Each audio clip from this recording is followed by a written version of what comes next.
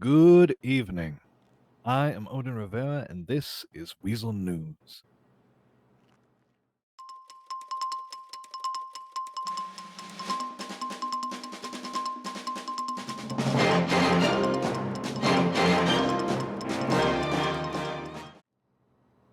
Interagency strife. Last Friday's City Council meeting started with a bang as Police Chief William Stanfield took to the floor in a controversial speech, blasting Sam's leader, David Knight. Chief Stanfield didn't hold back, accusing Chief Knight of what he called opinion shaping and improper behavior. This fiery speech isn't the first shot across the bow between varying police agencies and organizations in San Andreas, with previous tensions surfacing under Mayors Lipschitz, Beaumont, and Donahue. However, it is the first time both the city's paramedic service and legislative body, respectively, have been publicly involved. District Attorney Asia Andrews was quick to try to steer the ship back to shore, while members of the public took to the floor at the meeting to offer some pushback against Police Chief Stanfield.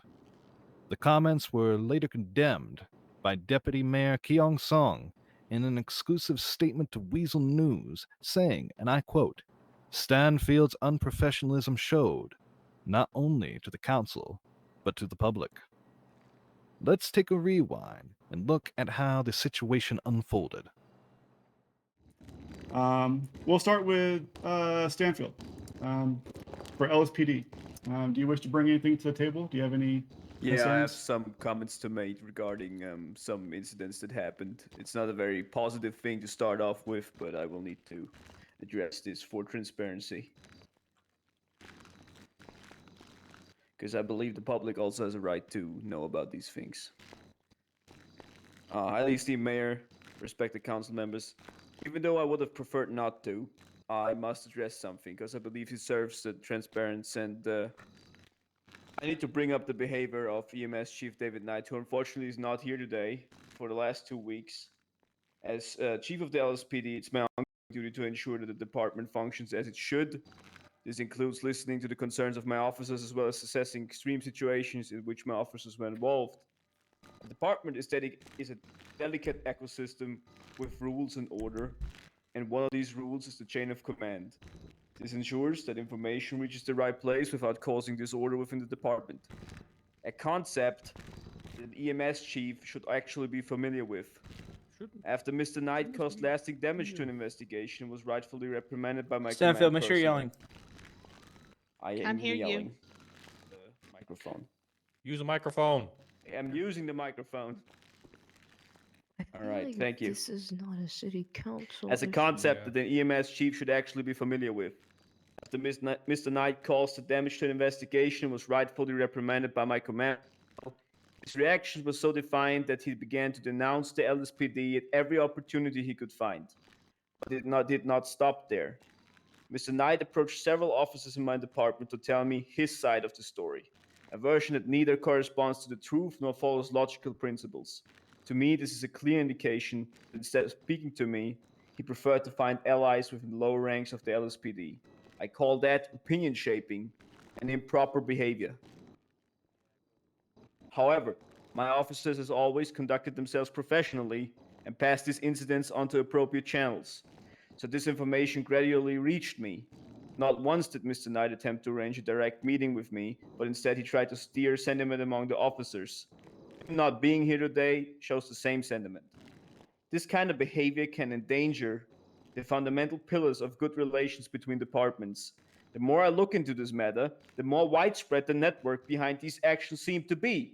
Suddenly, I was informed that other departments had also been told that the LSPD, and I quote, does not respect neutral ground of the Eclipse Hospital because we arrested a wanted criminal there who was Excuse under me, an active warrant. Chief of Police, not to cut you off, but to cut you off. This is highly unprofessional using this platform to discredit the chief of EMS's If you would like character. me to finish, No, I have a I point don't here. want you to And finish. Shut that. up. I'd like Go. to add that David Boo! Knight separated and gave that duty to talk to you to another member of his I'm staff. getting there. This is not the getting appropriate there. place for that. I'm making the point. meeting. Your making the point should point. your point should be made in an appropriate setting. This is not that. Ladies and gentlemen, impartiality is essential in our reporting, but so is the pursuit of truth and objectivity. Why, this anchor has witnessed firsthand the turbulent moments of our history, the rioting of the 1960s, Stonewall, and the divisions of the Vietnam War. Many of you at home have lived through moments of chaos in our own fair city, whether in the past few years or during the challenges of the early 90s. Some of you may, hell, even personally know someone or yourself have been victim to a mugging, a kidnapping, a theft of your vehicle, or something far, far worse. With that in mind, we must ask ourselves a difficult question that is likely lingering in our viewers' minds. Is this truly the best use of our leaders' time? The public forum also featured the unveiling of several pieces of legislation.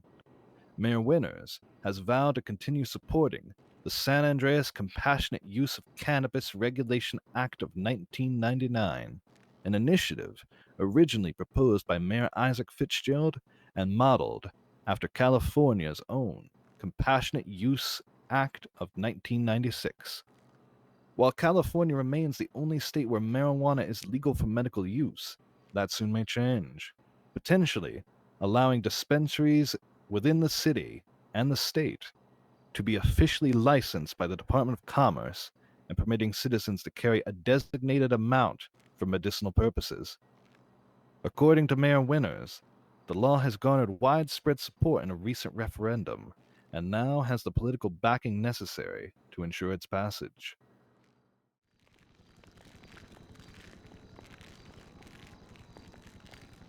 Okay. As far as what I'm bringing to the table, I'm continuing forward with Mr. Fitzgerald's legislation, the San Andreas Compassionate Use in Cannabis Regulation Act of 1998. The executive order. Mr. Fitzgerald was working on an act where essentially we're going to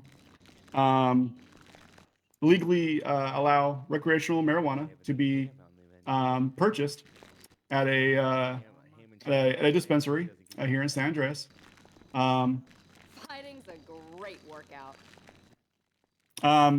Going forward, essentially, in working with LSPD, we'll be hammering out, legislation in regards to how much cannabis or marijuana someone's legally allowed to have on their person. And we already have a business owner waiting for Commerce to push them through. So based upon the census that Mr. Bud Lebowski passed around a couple of weeks ago, there was overwhelming support from the city in regards to this act, and I'll be proud to sign this and move forward with it. I look forward to seeing a brand new business opened up. I'm looking forward to seeing marijuana hopefully be somewhat legalized for medicinal purposes. And I look forward to hopefully a better relationship between the citizens and LSPD as well. I know marijuana is a hot topic. I know there's people have been arrested for selling it, for having it on their person, and as well as using it. So, in my opinion, I see a lot of benefits to this act, and I'm excited by it.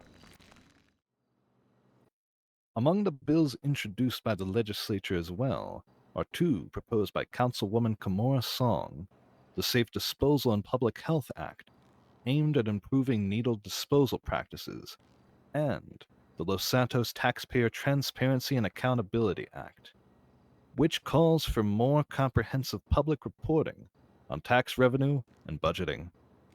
Councilman Bart Miller has openly expressed support for the latter. Although Councilman Otis Montgomery was unable to be present in person, he has proposed legislation of his own, backed by law enforcement, that would allow for the hunting of wild boars and coyotes, which have reportedly been threatening livestock in the Blaine County area. Miss Song? There you guys go. Yes. Thank you, Mr. Mayor. So the first thing, obviously these are bills that I am working on in infancy to bring to the mayor's office. But the first one would be the Safe Disposal and Public Health Act of 1998. A lot of people have come to me, a lot of people who either rely on food that they have found in public trash cans or rely on things that they found there to sell, you know, because that is how they make their money. And a lot of them are getting pricked, prodded, and, you know, infected by these needles. So I have been speaking with different people over at Sam's to see how we can best come up with ways to dispose of those needles in a safe way. Obviously, it won't completely fix the issue, right? But it will lower the amount of needles that you come across when you're digging through those trash cans. That's the first. The second one, I'm sorry, did you have something No, you wanted to add? I was going to say just thank you guys. You can move. Go ahead with the next Oh. topic. Thank you. The next one would be the Los Santos Taxpayer Transparency and Accountability Act. I, as a citizen of Los Santos, believe that all of us deserve to know exactly where our taxes are going, how much we're paying into taxes, and what that budget looks like. So it would be something that would basically hold, you know, the city accountable for presenting, you know, budgets and how much is going toward what, when it's going that way. And also it'll open up windows for voting on these different things that are gonna happen, because we shouldn't be making decisions on where your money is gonna go without your input.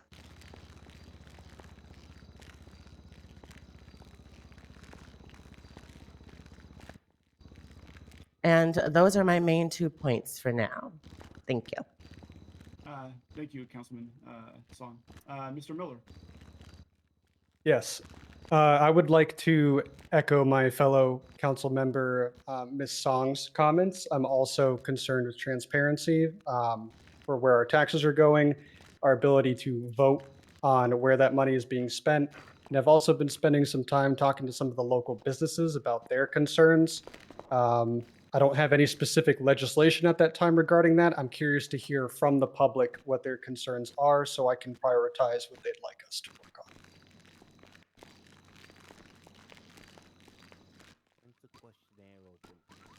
That's it for me, Mayor.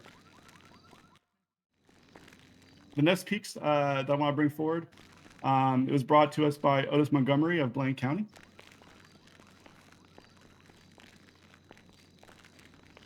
This is the proposed amendment to local wildlife management law. Based upon citizen feedback in Blaine County, both Sandy and Pluto, wild boars and wild coyotes have been harming livestock, as well as attacking domestic animals such as dogs and cats. Mr. Montgomery partnered with BCSO to put legislation forward to essentially lift the restrictions of hunting and poaching wild boars and coyotes. So that way they are no longer considered an illegal animal to poach. I'll be, hopefully my fellow city council reps had a chance to read it. If not, I'll give us till next week and then we'll vote on it. And if we pass unanimously, we'll move forward into bringing it into law. And that's all I had. Shakeup in the Justice Department. Asia Andrews and Diego Martinez, formerly the Chief Public Defender and District Attorney, respectively, have swapped roles. Andrews will now serve as the District Attorney for Los Santos, while Martinez, a former high-ranking LSPD officer, takes on the role of Public Defender. The change is part of an effort to improve the system, according to District Attorney Andrews, who noted that a few processes were not being utilized to their full potential. According to Andrews, their top priority is addressing the backlog of cases that have accumulated. However, whether this will involve an increased push for trial scheduling, a more strategic use of plea bargaining, or motions for dismissal remains uncertain at this time. Miss Andrews from DOJ. Yeah. Got a couple. Hello, my name is Asia Andrews. I just want to make the public aware that myself and Diego Martinez, there in the front, will be. We have reevaluated our positions within the DOJ department. So I will now be the new district attorney for the state of San Andreas, and Diego Martinez will now be your new chief public defender. This is in an effort to I think it's try because of to how she better, fucking creamed him during the trial. our systems. A few processes weren't being utilized to the to its full capabilities. So we hope that this will allow us to get a lot of things straight. One of our top priorities is the large backlog we have of cases, and we'll be working hard to make sure that we can get through that effectively and efficiently, so that everyone receives justice. Thank you. Thank you, Ms. Andrews. As of this time, I would like to open up City Council to the public who wishes to step forward, speak. If they have any questions, concerns, we're more than willing to listen. We may or may not have an answer immediately for you, but our best attempt will be to at least document your concerns, and then try and find an answer for you guys as soon as possible. If you please, feel free to step forward. I'll be more than happy to take your questions. Good evening. Please state your name for the audience. Sticky, Sticky. Hey, Sticky. What can we do for you? Hi, I just wanted to bring up some revelating concerns, and I guess maybe it can go into your tandem.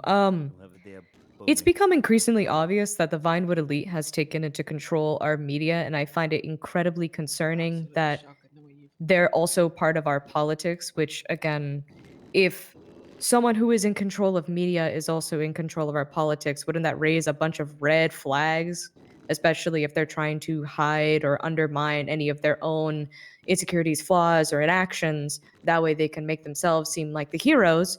For instance, Bart Miller's whole rescue of Kimura, that makes him seem in a bright light, but we don't ever get to see his faults, his flaws, none of that. Nothing that makes him human, nothing that makes him understandable. But I'm supposed to rely on this person for my concerns and my realities.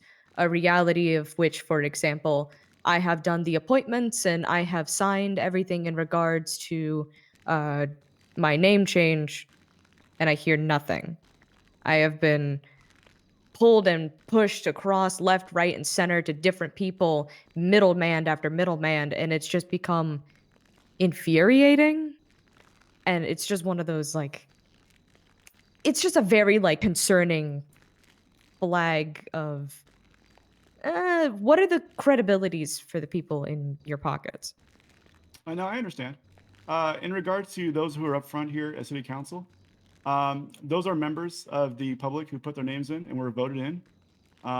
Anybody could have. You put mean their the name in for same a city voting council. system that allows you to vote for a stray cat and also would not register any other votes, and also was part of a thing where you could advocate yourself to be a candidate until halfway into the candidacy, then they tell you, oh, you don't meet the requirements because of XYZ? That same voting system? If people want to write down a name for a cat, that is on the person who is at the ballot box. I cannot stop someone from putting down Mickey Mouse or Tennyson the cat or Mr. Miller. That is up to the person at the ballot to make that decision, which is their right as an American citizen. So it's not as if we have SOPs that strictly say you are allowed to vote for a cat. You are allowed to vote for anybody you want to. That is your right as a citizen. In regards to your legal name change, as far as City Council goes, we have no jurisdiction over that. That has to go through a higher level of government. And I'm sorry that you maybe, or Miss Andrews, if you can correct me perhaps. Yeah, I can take that. Excellent, So, thank you. so your name change goes through the DOJ department. We are aware of that name change, as well as a few expungement issues and case backlog.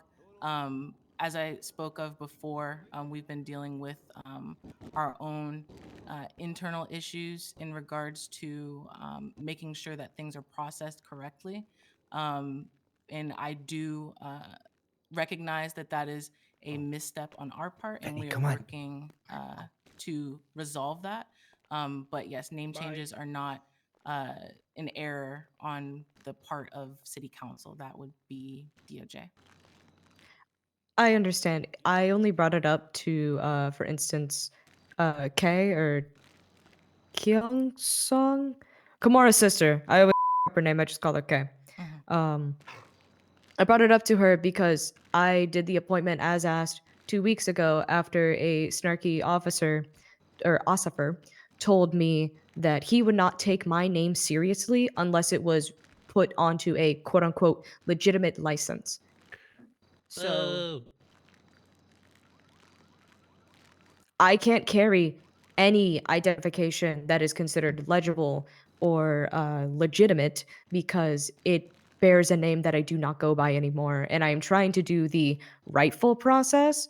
And the rightful process has been proven to just leave me in silence, not even so much as an email telling me that there is a backlog, that there is a wait time, just nothing, which makes me as a person feel ignored. I understand that you have your inner workings. Again, you just switched from public defense to now representing the people of the oppression. And that's not on you. Get that paycheck. But I do want to also correct you there. The DA does not work for the PD. We work for the state. We work for the people.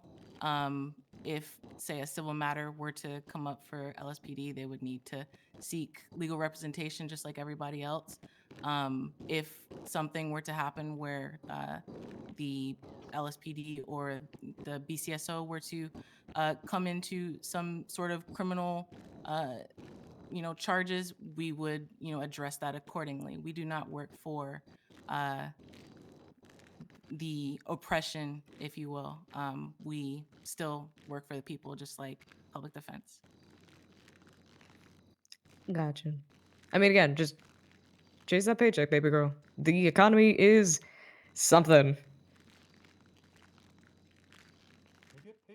And All right. Sticky, But yes. I want to thank you for bringing that up because I agreed with that, despite me being probably what you would consider Vinewood elite, quote unquote. I think that there is a type of media that we should be focused on, and the news is not one of them. So, unless it is something newsworthy, I will be discussing with people who they're speaking to, because it's the reason I don't go to Weasel about, movies that are coming out or TV shows that are happening, because that is not what people who do their day-to-day, who read the newspaper before they drink their coffee or while they're drinking their coffee, are concerned about. So I do appreciate you bringing that up. Can I just have one question? You said the oppression people. What was the exact term you used? What? You said the people of oppression. Well, yeah, you're part of a bastardized system that works to oppress the people, or even so much as the stigmatized people. You're basically just an occupied army that is set on a societal belief, and it is what it is. Well, we have mental health specialists at the Eclipse Hospital for that. Thank you. Sorry, May I dog, approach? I wanted to fucking talk to Stanfield more. Yes, ma'am. I mean, I can understand. Dr. Polly von Mirkwood. I am, I guess, the psychiatric people, which has been referred to. And I do say we have a problem with mental illness in this town. And I know that this is probably not exactly the forum to ask about it, but the hospital becomes increasingly increasingly a place where doing psychiatric treatment is difficult. I was in a session the other night and somebody decided to unload a clip into somebody in the hospital, and I was with somebody with PTSD. Is there any thought about opening Parsons again? And making a place, a safe place for my people who need help, and I'm having problems giving it to them. Of course. Have you spoken with the Department of Commerce? I do not know why I would need to. Parsons has existed previously, and it's just shut due to the due to what was going on with the flooding and stuff like that. It is a part of Sam's. Is it currently owned and purchased by Sam's? I do not know that. That would be a Sam's question. Not that we're aware of. Why do we have to purchase it again? I'm just asking in general. Like, I don't know what is current. I'm not sure what the current situation is with Parsons. If it's currently Okay. owned by Eclipse or if it's under another umbrella. You know, I've just figured that Commerce might have documentation on it, and if not, Okay. I'm sure we can find a way forward to look at opening up. I do know Isaac was trying to get things arranged, so yeah, I also, Mr. Stanfield, I do not appreciate the fancy that you used to kind of like cast a blanket over mental health. That's all. All right, can I just have a quick back question about that incident you're referring to regarding the clipping of a person inside the hospital? Yes. Was this referring to the warrant being served inside the hospital? I don't know because I was right. in the middle of a session. Decorum, please. I Let's can, just- I Okay. can, I I can. Do not know shed because light on that. I don't care. Honestly, honestly, Yes. the honestly? hospital should be safe for everybody. Next week, City Hall will converge behind closed doors so we can go over bills, amendments, and then next week we'll have the week after we'll do public again, so we can talk about everything that we discussed. And then once more, take your guys' feedback. As always, you guys can find me pretty much anywhere in the city. I do have an open door policy. I don't care if you call me on the phone. You can meet me in the streets. Have a conversation with me, please. I implore you to. Because I do care about all of you. I do want to listen. I do want to help within my scope. So if you guys have anything at all, please seek me out. You can also make an appointment for me at City Hall. My staff will set up a schedule for me if it's an off hours, and I'll do my best to meet it or at least send a representative. Thank you very much, and have a good night, guys. Stay safe.